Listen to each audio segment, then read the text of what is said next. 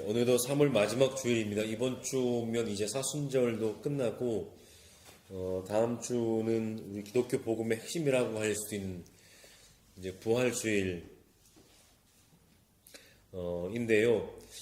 그 예수의 부활이 우리에게 분명하게 보여주는 것 한 가지가 있다면 하나님이 영원한 생명의 주인이시라는 사실일 것입니다. 예수 그리스도를 죽은 자들 가운데서 다시 살려내심으로써 하나님만이 영원한 생명의 주인이시다 라고 하는 것을, 또 그 영원한 생명의 주인이신 하나님이 여전히 예수 그리스도의 그 부활을 통해서 우리에게 관심을 갖고 계시고 우리를 사랑하시고 우리에게도 그 영원한 생명을 입혀주시기를 원하신다 라는 것을 분명하게 보여주는 사건이 바로 예수의 부활 사건이라고 우리가 알 수가 있을 것입니다. 그분의 생명력이라고 하는 것은 죽음의 권세도 감당할 수 없는 것입니다. 그래서 바울도 고린도전서 15장에서 이야기하기를 맨 마지막으로 멸망받을 원수는 죽음이다 라고 그렇게 고백을 했던 것이죠.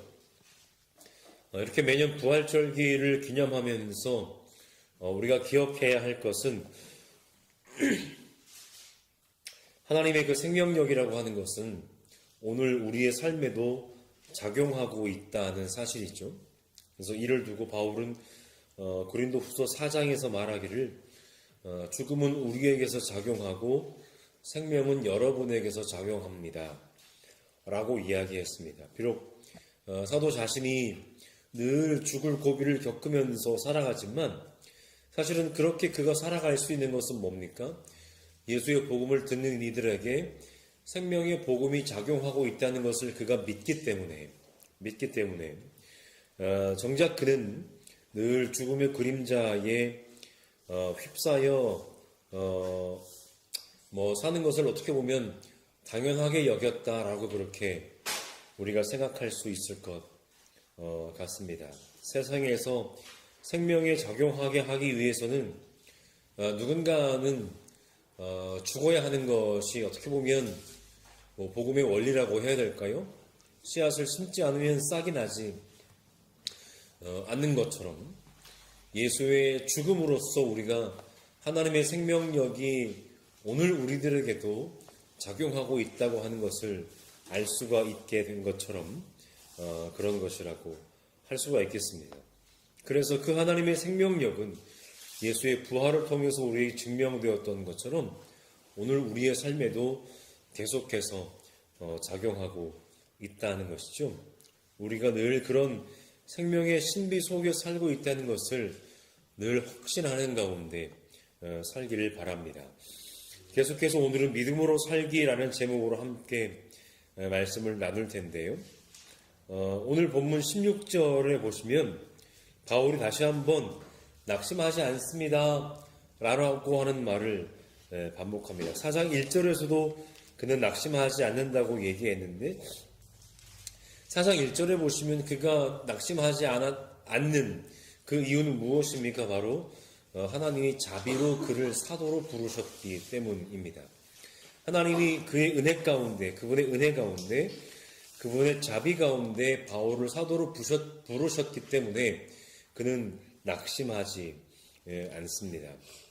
우리가 기억해야 될 것은 하나님이 바울을 사도로 부르신 후에 그의 어떤 사역에 대단히 성공적이어서 그가 낙심하지 않는 것이 아니었죠.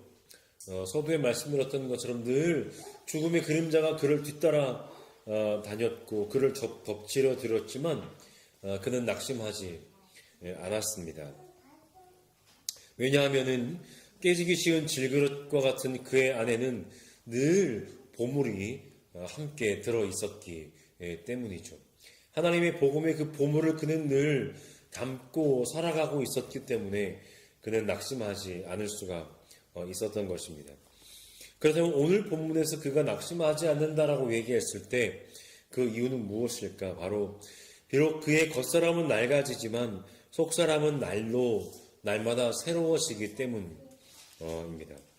여기서 바울이 말하는 겉사람은 아마도 이전에 그가 얘기했던 질그릇과 같은, 그래서 깨지기 쉬운 육체적인 몸을 말하는 것 같습니다. 그래서 그 몸은 어떻습니까? 고난을 받으면 반응하기 마련이죠.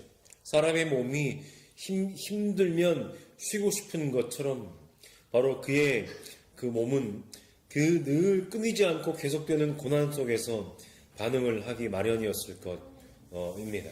힘겹고 힘들고 때로는 그는 낙심하지 않는다라고 얘기했지만 낙심이 계속되는 삶이 아마 그의 삶은 아니었을까 한번 생각을 해보게 됩니다.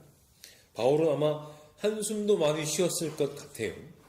그러나 그럼에도 불구하고 하나님께서 자비로 그를 부르셨기 때문에 그의 겉사람은 낡아지지만 속사람은 날로 새로워지기 때문에 그는 낙심이 되지만 이렇게 좀 이해를 하면 되지 않을까요? 아마 그 고백, 내 삶에는 낙심이라고 하는 것은 발디딜 틈도 없습니다 라고 하는 것이 아니라 늘 낙심이 될 만한 상황이 반복되는 삶이지만 나는 낙심하지 않습니다 라고 하는 그런 고백 말입니다. 바울이 그 고난을 그래서 바울이 뭐라고 얘기합니까? 자신이 겪는 그 고난, 자신이 겪는 그 어려움을 일시적이고 가볍다고 얘기했지만 이것도 일종의 하나의 수사적인 이야기, 아니 그의 믿음의 고백이라고도 볼 수가 있을 것이고요. 나중에 이제 살펴보시겠지만 고린도 후서 11장에 보시면 소위 바울의 고난 목록들 그런 것들 유명한 말씀 있지 않습니까? 바울의 고난의 목록들을 보면 절대로 그것은 일시적이고 또 가볍다고 할 수가 없는 그런 고난의 목록들입니다. 결국 무엇입니까? 예수의 죽음을 몸에 짊어지고 다닌다고 했던 그의 말은 헛말이 아니었습니다. 그러니까 그는 기계적으로 나는 예수를 믿은 이후에 힘겨운 일, 어려운 일은 전혀 없어, 일도 없어 그렇게 자기 최면의 상태로 살아가는 것이 아니라 힘겨움과 고난의 연속의 삶이지만 그래서 몸이 안팎으로 힘들고 어려운 것들의 연속의 삶이지만 그를 힘이 나게 하는 그런 원동력이라고 하는 것은 그의 안에서 나오는 것이 아니라 그를 부르신 하나님의 자비로부터 그가 낙심하지 않을 수 있는 힘의 원천이 다가왔다라고 하는 것이죠. 아마 이러한 삶의 한가운데에서 그는 이렇게 고백할 수 있지 않았을까요? 속사람은 날마다 새로워진다라고 말합니다. 겉사람은 늘 날마다 낡아지지만 기계도 계속해서 반복해서 쓰면 성능이 떨어지고 이렇게 되지 않겠습니까? 물론 제 휴대폰이 연식도 좀 되긴 했습니다만 이제 지난 겨울에 그 추울 때 이제 배달을 하다 보면 왜 오토바이에 딱 붙여가지고 이제 핸드폰 배달하잖아요. 지난 겨울에도 추울 때 그렇게 몇 개월 동안 그렇게 핸드폰을 썼더니 한 몇 주 정도 전부터 애가 약간 좀 상태가 이상해요. 충전도 잘 되지 않고. 그래서 제가 핸드폰을 말로 위로해줬습니다. 아이고 지난 겨울에 고생했다. 그렇게 위로를 해줘. 기계도 그렇게 어려운 이제 기계에게 상황이라고 해야 되겠지만 어려운 조건 속에서 기계도 일을 하면 그렇게 낡아진다라고 하는 것이죠. 사람의 몸이야 오죽하겠습니까? 그러나 바울은 뭐라고 얘기합니까? 그렇게 내 겉사람은 날마다 낡아지지만 내 속사람은 날마다 새로워진다는 것이죠. 사실은 이것이 얼마나 놀라운 고백인지 우리는 잘 알 필요가 있겠습니다. 이것을 우리가 굳이 영과 육이라는 그런 이분법적인 사고방식으로 이해할 필요는 없을 것 같고요. 중요한 것은 뭡니까? 그가 속사람을 자기 힘으로 새롭게 하는 것이 아니라 내가 어떻게 의지를 가져가지고 내 속사람을 새롭게 하는 것이 아니라 그의 속사람을 날마다 하나님께서 새롭게 해주신다는 거예요. 사실은 여러분 이것이 얼마나 놀라운 고백인지 모릅니다. 하나님은 자비로 그를 새 언약의 일꾼으로 부르셨습니다. 그리고 그의 속에서 날마다 생명의 힘을 생동하게 하십니다. 누가요? 하나님이. 바울이 자기의 힘으로 그렇게 물론 그의 노력도 어느 정도는 분명히 있었겠습니다. 그러나 그런 하나님의 자비가 없으면 그는 언제고 그 삶을 그만두어도 괜찮았을 그런 사람이었습니다. 지난번에도 제가 말씀드렸던 것 같은데, 아니 하나님이 그를 부르셨다면 웬만큼 그의 삶을 좀 그래도 덜 힘들고 어렵게 살아갈 수 있도록 인도해 주셨어도 괜찮을 것 같은데, 그렇게 힘겹고 어려운 삶의 연속의 삶을 바울이 살아갈 수 있게 그냥 내버려 두셨을까라고 하는, 물론 그 당시에 바울 당시에 예수를 믿는다고 하는 사람들의 삶이라고 하는 것이 놓여지는 공통적인 삶의 환경이 바로 그렇게 쉽지 않은 삶이었다라는 것을 우리는 잘 알고 있습니다.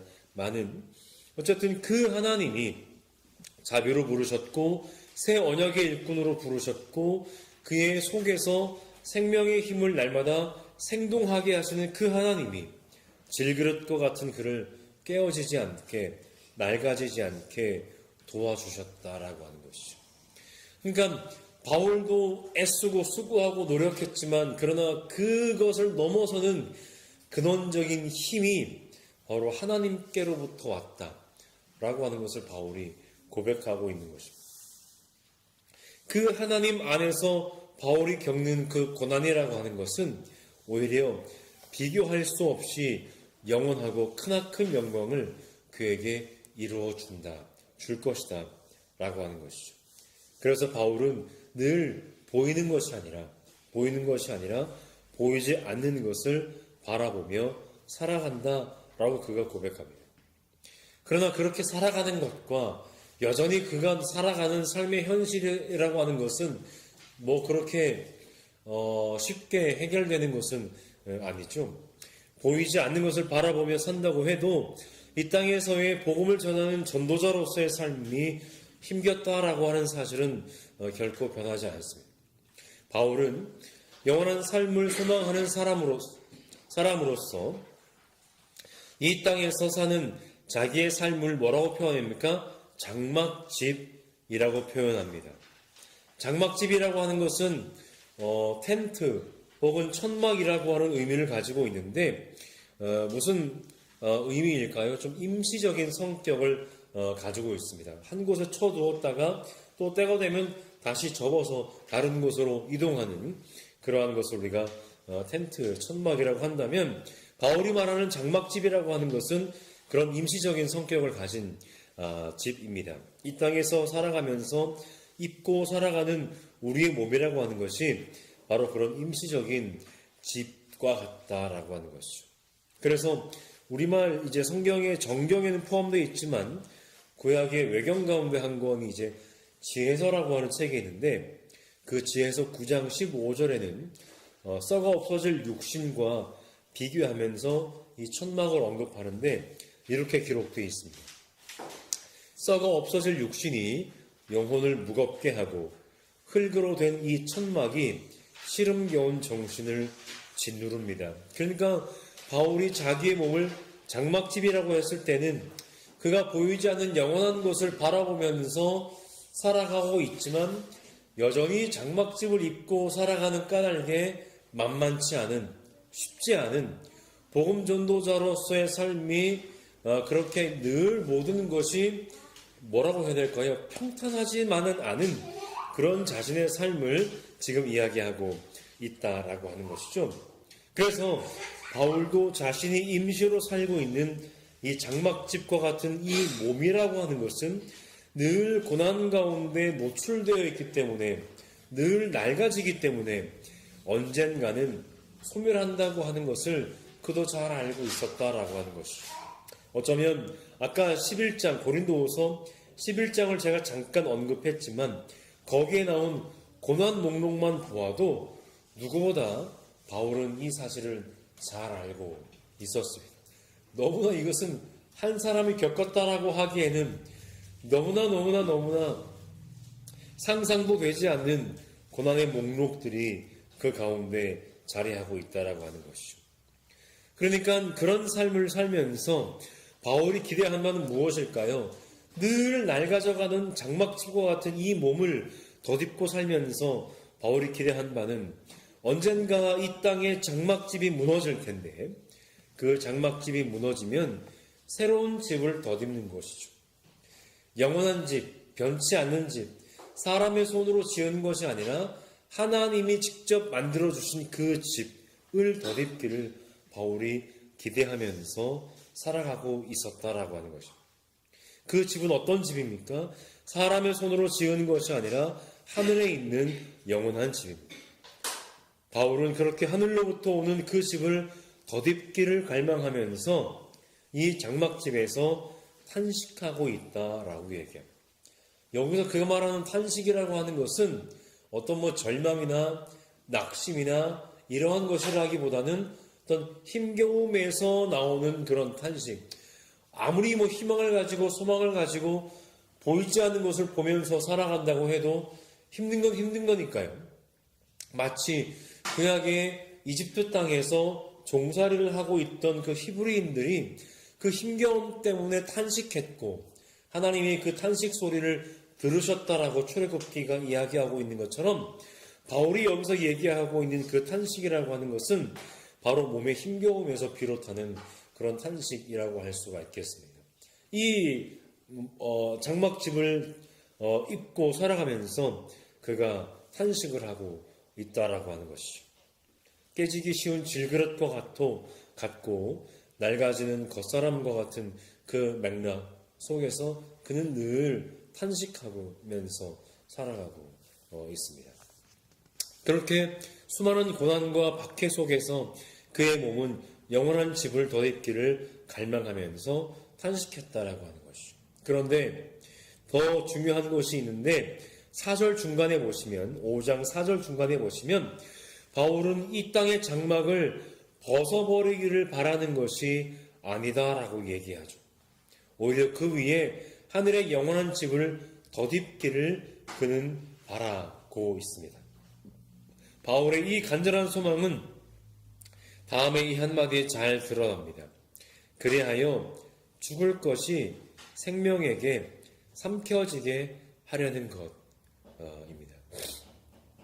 바울의 이 말이 어디서 기원했는지는 잘 모르겠는데 오늘 우리가 가지고 있는 소위 어떤 구원관, 이 땅의 어떤 육적인 것은 모두가 악하고 그래서 썩어 없어질 것이고 그래서 구원이라고 하는 것은 이 땅의 육신과는 전혀 상관없는 어떤 다른 차원의 것이라고 하는 생각은 오늘 바울의 이 말에서 부정되고 있다는 것을 우리가 잘 알고 있습니다. 이 땅의 몸을 벗어버리는 것이 아니라고 하는 것이죠. 이 몸 그대로 하나님께서 지어주신 영원한 집을 덧입기를 그가 바란다는 것이죠. 우리가 함께 기억해야 될 것은 지금 자기가 말하고 있는 이 말이 이 몸 위에 하나님께서 주시는 몸을 덧입는 것이 하나님 이렇게 좀 표현해도 될까요? 하나님이 나에게 보여주신 구원의 신비, 구원의 진리다라고 하는 것이 아니라 그의 간절한 바람이라는 것이죠. 그의 간절한 소망이라고 하는 것이죠. 바울에게 있어서 하나님께서 주시는 영원한 집을 덧입는다라고 하는 것은 이 낡아 빠져가는 이 장막집을 입고 살아가는 삶과 전혀 별개의 것이 아니다라고 하는 것이죠. 오늘 내 삶도 하나님께서 나에게 영원한 집을 덧입혀 주실 때 함께 그 집을 덧입는 것이다 라고 그가 얘기하고 있다라고 하는 것이죠.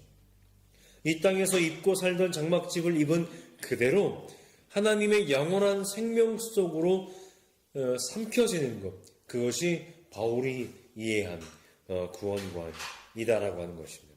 여러분, 이것을 구원에 대한 소망을 나타낸 말이라고 한다면 이것만큼 좀 두루뭉술해 보이지만 또 이만큼 적나라한 표현이 더 있겠나 싶습니다. 그러니까 구원이라고 하는 것은 적어도 오늘 바울의 표현을 빌자면 무엇일까요? 하나님의 영원한 생명 안으로 우리의 삶 전체가 삼켜지는 것. 그러니까 이렇게 표현하는 게 좀 확 와닿지는 않습니다만은 하나님의 영원한 생명 안으로 우리의 삶 전체가 삼켜지는 것. 바로 그것이 바울이 이해했고 또 오늘 우리가 또 함께 뭐라고 해야 될까? 생각해 볼 만한 해야 할 만한 구원에 대한 이해는 아닐까 싶은 것이죠. 하나님은 성령의 보증을 통해 바로 늘 그와 함께 하셨습니다. 다시 바울은 6절에서 이렇게 고백합니다. 그러므로 우리는 언제나 마음이 든든합니다. 여기서 마음이 든든하다라고 하는 것은 단순히 마음이 흡족한 상태를 가리키기보다는 담대하고 용기를 가진다라는 의미입니다. 되게 재미있는 것은요, 마음이 든든하다라고 하는 이 단어가 신약 성경에서는 이 부분 외에는 히브리서에서 딱 한 번 사용되었고 나머지 5번은 고린도 후서에만 사용되었다라는 것이죠. 무슨 뜻일까요? 하나님의 부르심을 받은 사도로서 다른 사람이 아니라 성령의 보증을 통해 함께 하시는 하나님, 내가 사도라고 하는 것을 다른 것으로도 보증을 받을 수 있지만 바울에게 있어서 내가 사도라고 하는 것을 보증해 주는 유일한 단서는 바로 하나님께서 허락해 주신 성령의 보증이었다라고 하는 것이죠. 그러니까 어떻게 보면 이것이 바울에게 있어서 얼마나 외로운 자기 고백이었을까 싶습니다. 사람들에게는 인정받지 못하고 있지요. 가는 곳곳마다 사람들에게 핍박과 박해를 받고 있습니다. 그리고 바울 그 자신의 성격도 그렇게 썩 유한 성격은 아니어서 자신과 가까운 사람들에게서조차 자신의 사도직에 대해서 오해받고 그러한 일들이 비일비재했을 테니까요. 어쨌든 여러 가지 이유로 그는 자신이 사도직에 대한 뭐라고 해야 될까, 유일한 보증으로서 하나님의 약속에 기댈 수밖에는 없었던 것 같습니다. 어쨌든 그렇게 성령의 보증을 통해 함께 하시는 하나님에 대한 믿음에서 비롯한 용기와 담대함이 바로 마음의 든든함이라고 할 수가 있겠습니다.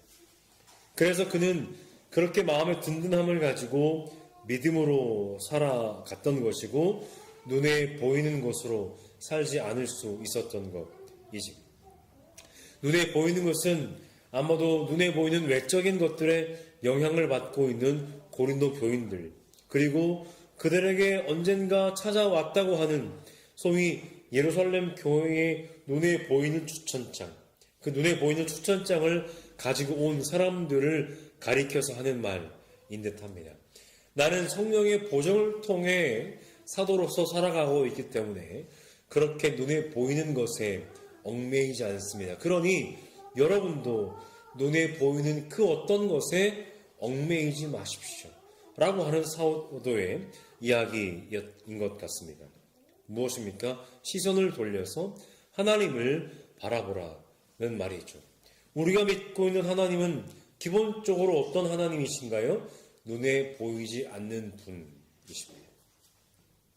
물론 바울도 앞서 장막집 위에 하늘의 영원한 집을 덧입기를 바라면서 탄식한다고 말했던 것처럼 8절에서도 보시면 차라리 몸을 떠나서 주님과 함께 살기를 바란다고 말하죠. 이것이 어떻게 보면 바울의 간절한 소망 가운데 하나였을 수도 있겠습니다. 빨리, 그냥 쉽게 말하면 이렇게 빨리 좀 주님 곁으로 가고 싶다라고 하는 것이죠. 그런데 더 중요한 것이 있습니다. 그것은 어떤 상황에 있든지 주님을 기쁘시게 해드리는 사람이 되는 것이죠. 주님을 기쁘게 해드린다는 것은 바로 주님이 받으실 만한 삶을 사는 사람이 된다라는 의미이죠. 이것이야말로 하나님께 영광을 돌리는 삶이기도 합니다. 주님과 함께 사는 것은 이 땅의 몸을 떠나서 뿐만 아니라 이 땅의 몸을 입고 사는 동안에도 그의 삶의 한 단면이었습니다. 마지막 10절에서 바울은 이렇게 얘기합니다. 우리는 모두 그리스도의 심판대 앞에 나타나야 합니다. 라고 얘기할 때 여기서 우리라고 하는 것은 어떻게 보면 단순히 바울 일행만 가리키는 것은 아닌 것 같습니다. 좀 전에 말씀드렸던 것처럼 바로 편지를 받는 고린도 교인들, 그리고 그들을 찾아왔다고 하는 예루살렘 교회의 추천장을 가지고 온 이들 모두를 함께 포함해서 지금 바울이 얘기합니다. 나나 여러분이나 우리가 모두 그리스도의 심판대 앞에 서야 될 텐데, 나도 그 심판대 앞에 설 때 내 삶이 검증될 것이지만 여러분들도 함께 그 그리스도의 심판대 앞에서 여러분의 삶도 검증될 때가 있다고 하는 것을 기억하라라는 것이죠. 편지를 받는 고린도 교인들, 그리고 그들을 찾아왔다고 하는 예루살렘 교회의 추천장을 가지고 온 이들 모두를 포함합니다. 바울은 지금 그들에 대한 적대적인 평가는 유보하고 있습니다. 나 잘났고 너희는 못났다, 지금 이것이 아니라 각 사람은 선한 일이든지 악한 일이든지 몸으로 행한 모든 일에 따라 마땅한 보응을 받아야 합니다. 자신의 삶도 새롭게 각오를 다지고 있고, 고린도 교회도 지금 다시금 시선을 하나님께 돌려서 복음의 진리 앞에 바로 서라라고 하는 것이죠. 결론을 맺겠습니다. 오늘 편지에서 바울은 자신에 대한 이야기를 하고 있음과 동시에 고린도 교인들에 대해서도 이야기하고 있습니다. 무엇입니까? 마지막 10절에 우리는 모두, 방금 말씀드렸던 것처럼 우리는 모두라는 표현이 그렇습니다만은, 바울은 마지막 때의 그리스도 심판대 앞에 서게 될 인간의 지금 오늘을 살아가는 현재적 삶, 예수 그리스도의 복음으로 인하여 하나님의 백성이 되었지만, 그러나 마지막 그리스도의 심판대 앞에 설 날을 기다려야 하는 그런 인간적인 삶을 겉사람과 속사람, 그리고 장막집과 하늘의 집이라는 대조를 통해서 종말론적인 삶으로 묘사하고 있습니다. 우리는 모두 마지막 때를 기다리며 오늘을 살아가는 사람들이라는 것이죠. 오늘은 정교주일이고 고난주간 이후에 다음 주는 또 부활주일입니다만은, 이 고난과 부활의 절기가 그저 매년 반복되는 행사가 아니라 오늘 우리의 삶이 어떠해야 하는지를 다시 되새기는 절기가 되어야 할 것입니다. 얼마 전에 그렇게 저 혼자 이제 그런 생각이 들었습니다. 오늘 우리가 저부터라도 오늘 내가 예수를 믿으며 살아간다고 하는 것이 과연 어떤 의미일까? 라고 하는 질문이 들었습니다. 오늘 우리가 늘 입버릇처럼 고백하듯이 예수 덕분에 그것도 그의 죽음 덕분에 영원히 살 길을 보장받았다라고 믿으면서도, 사실 이거 되게 좀 쉽지 않은 고백 아니겠습니까? 누군가의 죽음 때문에 내가 영원히 살게 되었다. 이것은 되게 무거운 이야기 아니겠습니까? 근데 너무나 쉽게, 너무나 가볍게 그것을 우리의 입에 달고 살면서도 정작 오늘 우리는 내가 영원히 살게 해주신 그분의 어떤 삶, 죽음, 그것이 어떠했는지에 대해서는 우리는 소위 유행하는 이야기처럼 1도 관심 없는 것은 아닌가, 그런 생각을 한번 해보게 됩니다. 물론 안 그래도 고단한 삶, 바울도 이렇게 고단했다고 그렇게 얘기하는데, 안 그래도 고단한 삶, 예수 믿고 구원받는 것까지도 그렇게 무슨 돌을 닦듯이 고민해야 되고 생각해야 되고 그렇게 살아가야 되나? 이제 그런 생각도 들 수도 있겠죠. 좀 편하게 살면 안 되나? 그냥 기왕 그분이 죽으시고 살아나셔서 내가 영원에 살아나셨다고 하니 그건 고마운 건 고마운 거고, 그 고마운 거 그냥 돋보면서 그냥 그렇게 나는 좀 편하게 아무 걱정 없이 근심 없이 이 땅에서 좀 잘 먹고 잘 살아가면 안 되나? 라고 그렇게 생각을 할 수도 있겠습니다. 하지만 그런 핑계가 어느 순간부터 우리를 나를 영원히 살게 해주셨다라고 하는 그 예수로부터 점점 더 멀어지게 하는 그런 이유가 될 수도 있다라고 하는 것이죠. 그로부터 멀어진다라고 하는 것은 무엇입니까? 내 믿음은 변함없이 철석 같을지 몰라도 내 삶은 그분과는 상관없는 삶이 될 가능성이 점점 더 높아진다라고 하는 것이죠.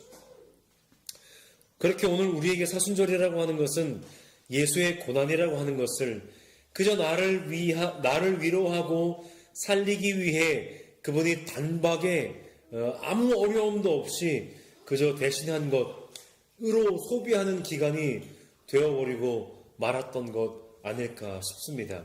그래서 사순절에 우리의 묵상의 가장 큰 주제는 무엇입니까? 아이고 그 양반 얼마나 힘드셨나 이거잖아요. 아이고 그 양반 얼마나 아프셨나, 나는 어떻게 살아가야 되나, 이것에 대한 것은 없죠. 그런 믿음이 오늘 내가 어떻게 살아야 할지에 대한 고민은 찾아볼 수가 없습니다. 바울이 자신의 삶을 질그릇이요 겉사람이요 장막집이라고 말하면서도 그런 그를 정말로 버티고 살게 해주는 힘이 바로 예수의 그 죽음과 부활로부터 비롯되는 그의 능력이라고 고백할 때 그 고백이야말로 주님을 기쁘시게 해드리는 바로 그의 삶의 원천이었습니다. 오늘 우리도 날마다 낡아가는 겉사람을 입고 살면서 무너질 장막집 안에 거하면서 우리를 참으로 살게 하는 힘이 예수의 능력임을 고백할 수 있는 그런 우리의 삶이 될 수 있기를 바랍니다. 그래서 사순절 부활절기를 지나면서 그렇게 주님을 기쁘시게 해드릴 수 있는 오늘 우리 모두가 될 수 있기를 간절히 소망합니다.